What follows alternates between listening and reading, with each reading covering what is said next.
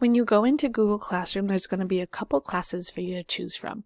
For our first grade learning, you're going to go to this one, the one with the picture of Mrs. Schwinn, and it says 2019-2020. What you want to do is click on the title, and that will bring you to the classroom.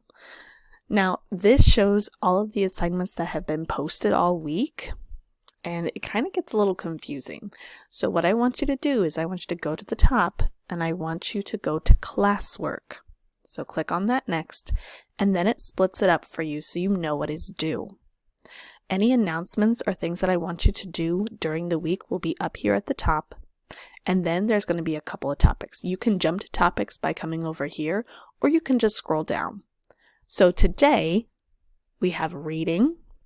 You're going to have 3 things due in reading. We have math. You have 3 things due in math.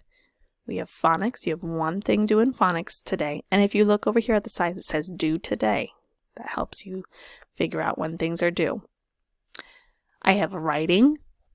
And if I look at this due date, it says due April 17th. This is for the whole week. So you have the whole week to do this. And then I have a science unit. Now this is also due on May 15th. You have a month to get this unit done. If I keep scrolling, this is completed and late work. This is all the work that should already be done and turned in. If any of these assignments are blue down here, that means that it is late and you need to turn it in as soon as possible in order for you to get points.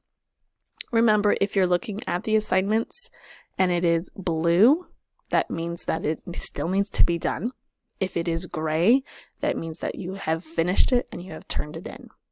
As always, if you have any questions for Google Classroom, please reach out to us on Bloom's or the comments here, and we will get back to you as soon as we can.